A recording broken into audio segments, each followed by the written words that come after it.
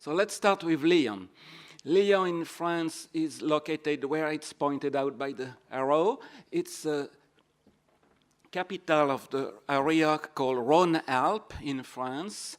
And I will not talk about this because our present government is considering to change this. So Rhône-Alpes is maybe, I don't know if it will politic change, so maybe it's just now and will not happen, who knows. We are supposed to fuse with Auvergne in the future. If the government change, maybe it will not happen. So Lyon is capital of the area in purple, which is Rhône-Alpes. It's a 500,000 people city. It's called Courly. Courly, it's an agglomeration with a lot of cities like this, and this is 1.6 million people.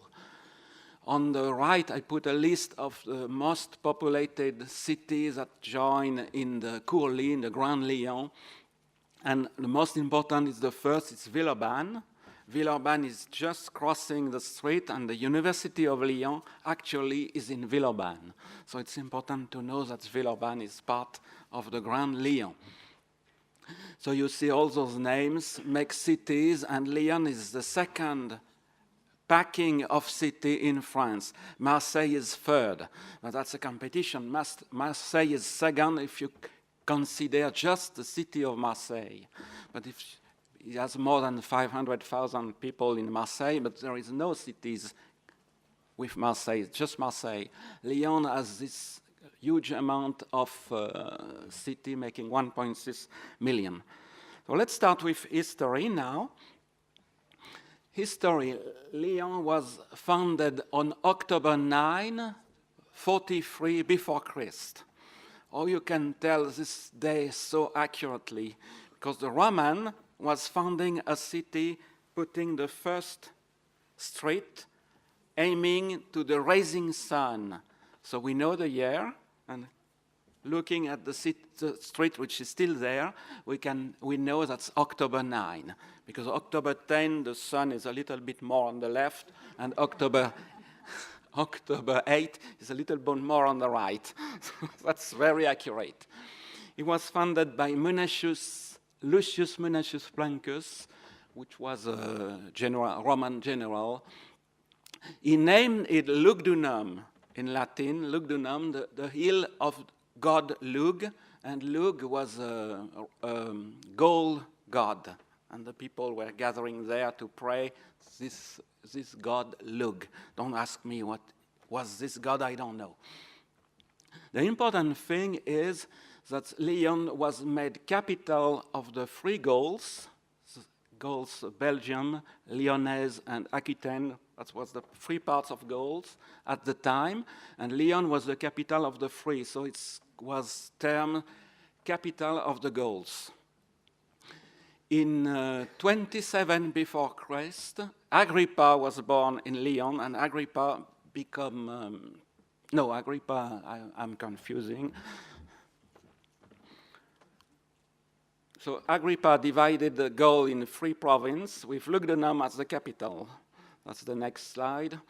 This slide shows a coin with Claude. Claude was born in Lyon in 10 before Christ, and he was emperor from 41 after Christ and to 54. So it's important to know that at the time of Jesus Christ, Claude was emperor of Rome. He was born in Lyon, and that was the look of Lyon, not at this time. It was the look of Lyon in the 1st or 2nd century of the Roman era. It got up to 80,000 people, which is huge for the time, and it was looking like this.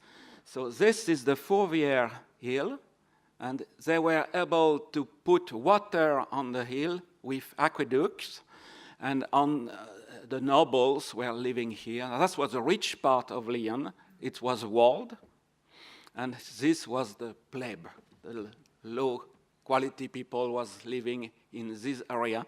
And you notice that this was an island at the time. It's no more an island. This part of the Rhone River disappeared. It it was covered by sand, and now it's called Presqu'île, and that's where we have a Bellecour area. It's flat, very flat.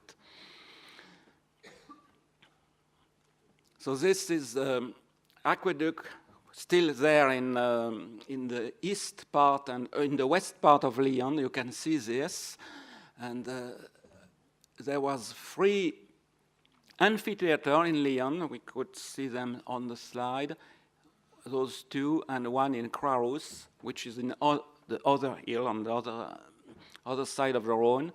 No, this is the Saône, this is the Rhône. So we have aqueduct remaining. So let's go what was happening during those days. The first Christian that arrived in Rome after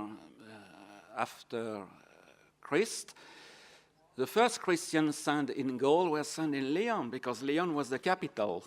And Pothin, that's the first bishop of Lyon, was made bishop of the Gauls. And still today, you know, the Catholic religion is very slow to change. Still today, the bishop of Lyon is the first in France. It's before the bishops of Paris, because Lyon is the capital, is the first church in Gaul. Of course, there was a massacre. They were killed in public. That was fun at the time. I don't know. This picture, you can see it in Fourvière. It's a mosaic, which is very nice and shows the arrival of Pothin in 177 in Gaul, in Lyon.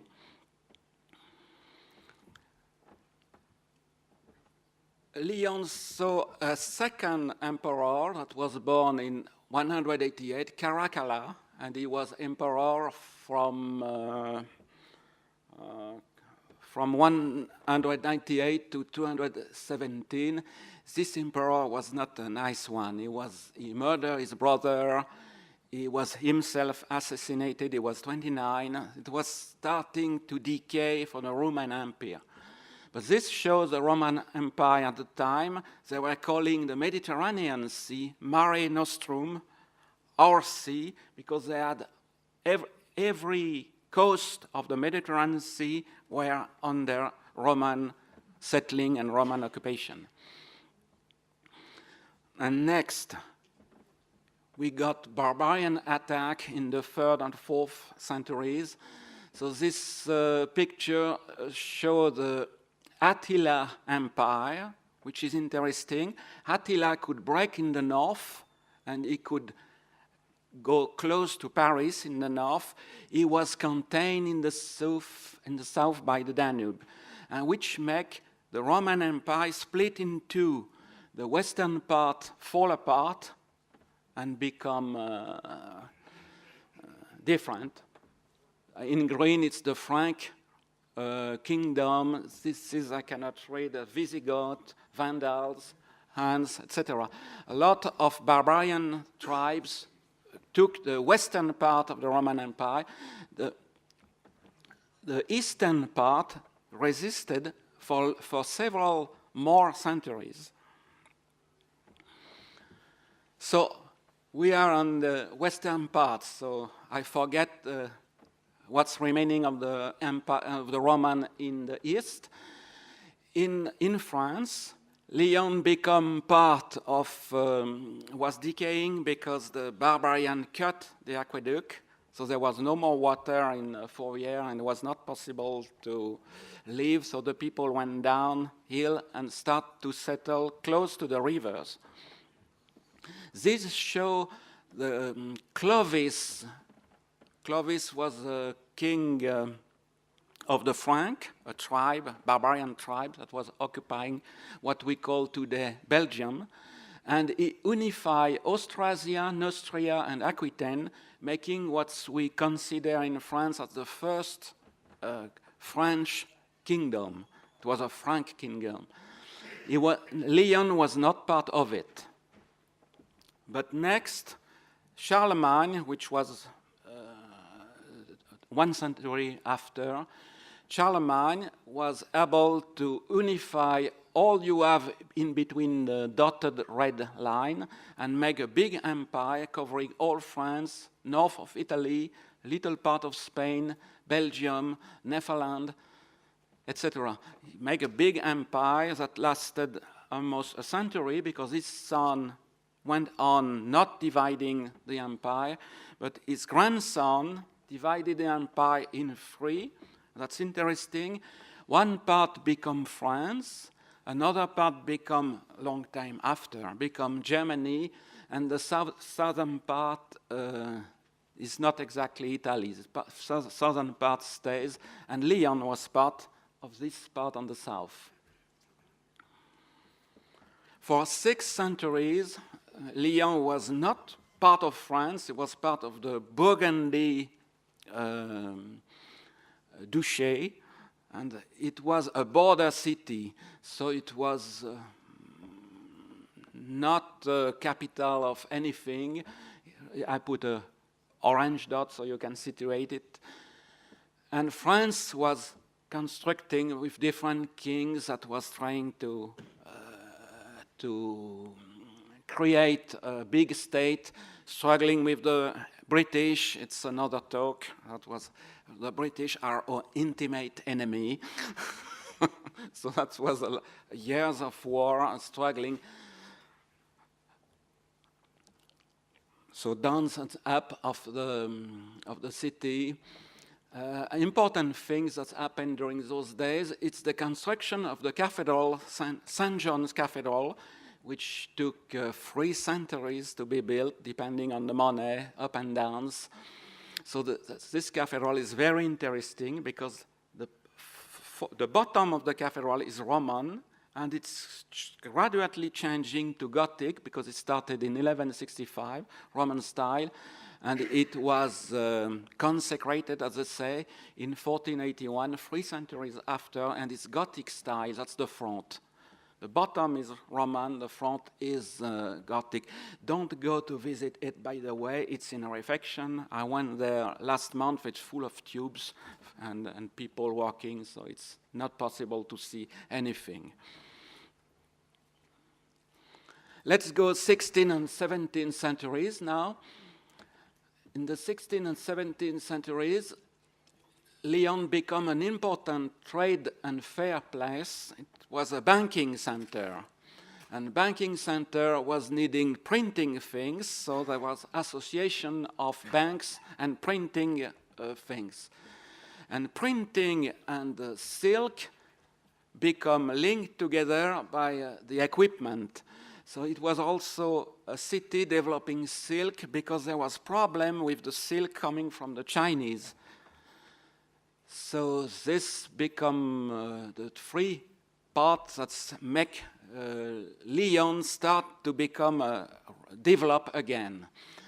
But then we got religious wars, and religious war was devastating. That was very bad with religious war. If you go to the St. John Cathedral, all the statue does not have a head. It's because a Protestant Calvinist, actually, guy with his army was able to take Lyon only for 3 days. But during those 3 days, what he did, he went with hammers and broke all the statue of the cathedral. Well, probably it's fun to break. I don't know. It was very, very sad and is still broken today. 18th and 19th century, another interesting part, it's the French Revolution. Paris installed in Paris the terror in 1793, and they start to kill a lot of people, including the king, in Paris. And the people in Lyon say, this is bad, we don't like it. And they raised again Paris.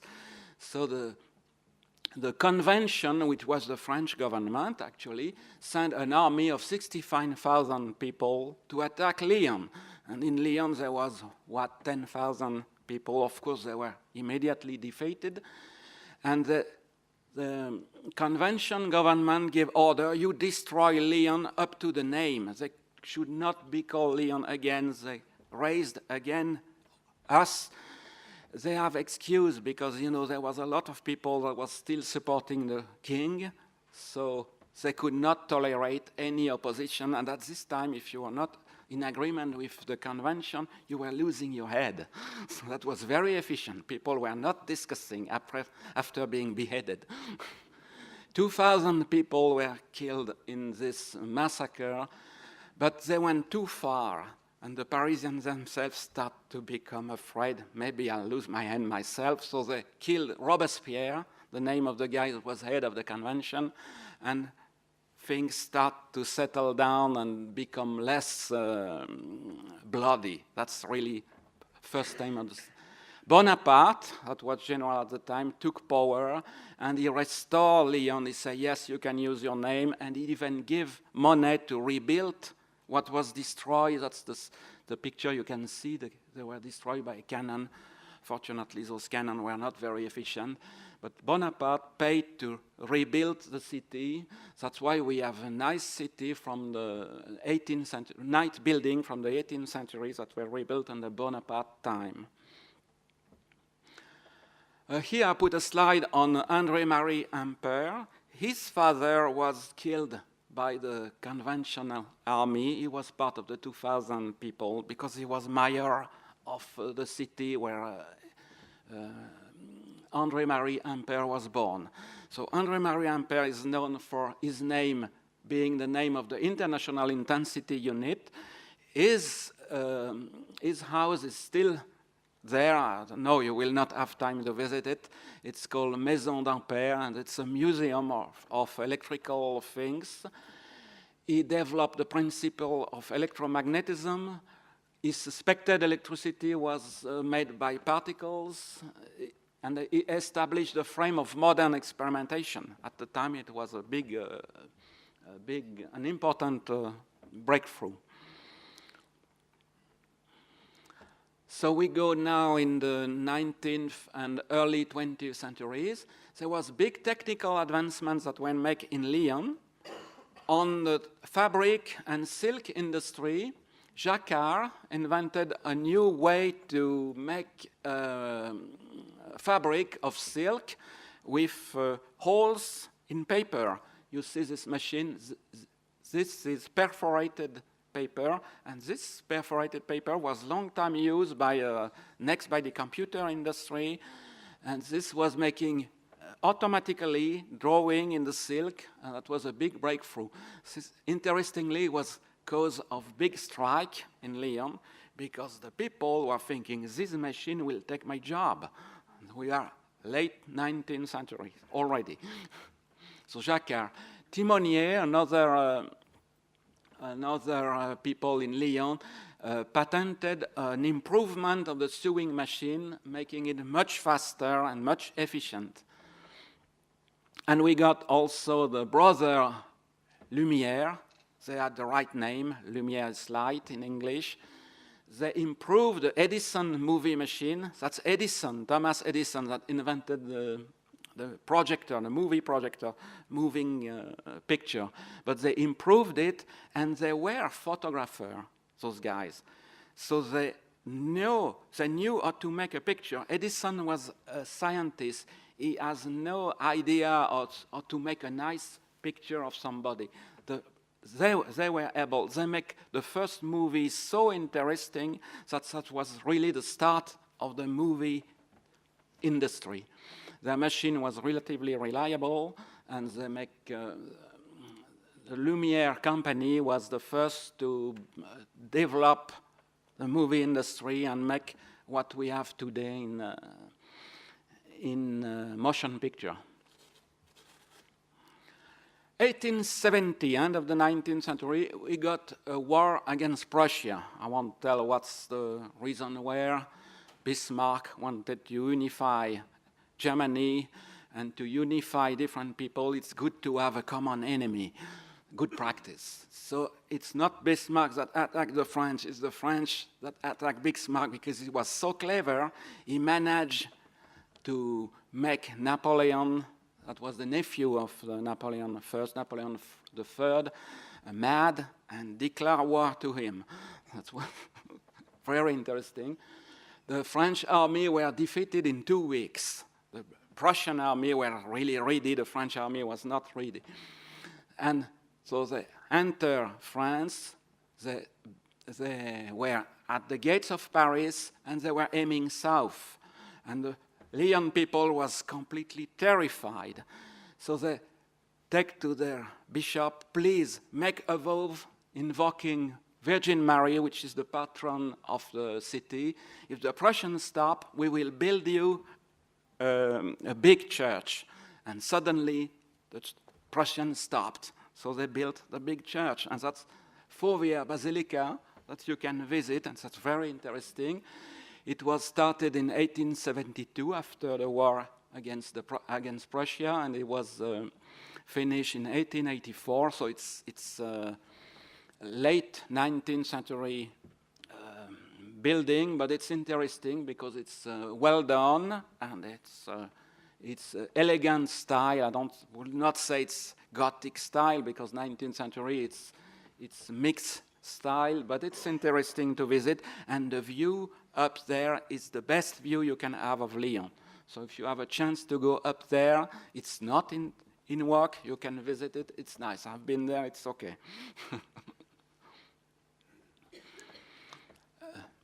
Last century, 20th century, I just put some mention from Lyon. Interesting thing, Edouard Herriot was the mayor of Lyon from 1905 to 1957. That's 55 years. It's record long as mayor of a big city. And Edouard Herriot was a very good politics. He was prime minister of France in several governments. The government at this time was changing very quick, but still Edouard Herriot was Président du Conseil, Prime Minister for several times.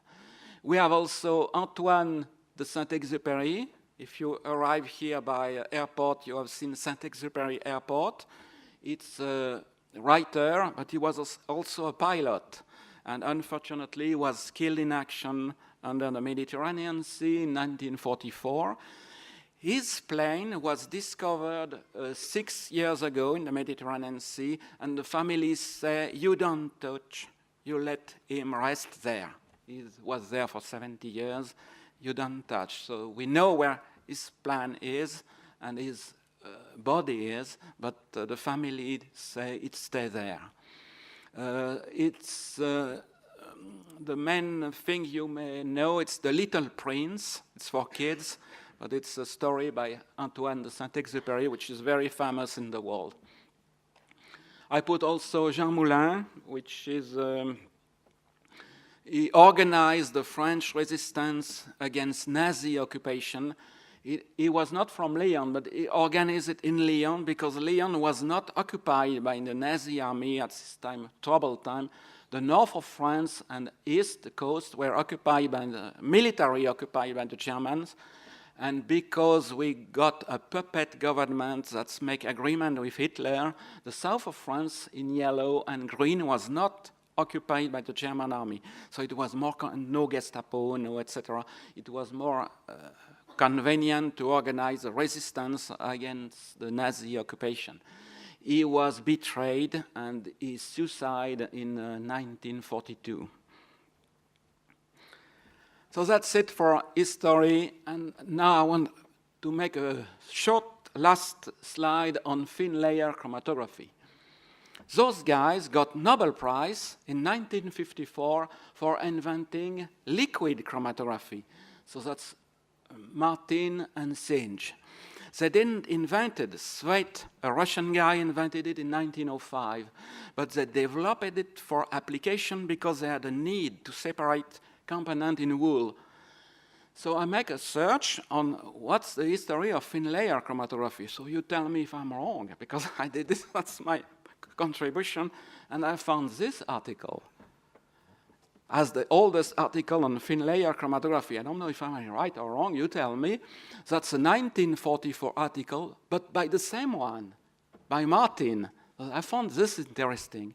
And once I got those names, look on the name, putting them in an electronic search, and I found this article, which is really very, very interesting. 4 years after 1944, 1947, identification of peptide in complex mixture. It's all done by paper, thin layer chromatography, and everything is inside. It's really interesting. This is a picture I took in this article. You have the 2D, they rotate the plate to make 2D separation in thin layer chromatography, and then when it was done, you see, they make the picture by hand, of course. They cut those parts and they reanalyze them with another technique. It was not mass spec at the time, but you already have the coupling with another technique in 1947, again with Martin. That was really, he was really deserving. It's a Nobel Prize in chromatography. He got it for liquid, but it's also, he was really involved at the time in thin layer chromatography. That's it. I hope I was not too long. Not okay. And I welcome you in Lyon for this symposium, hoping everything will be better with the weather. Thank you for your attention.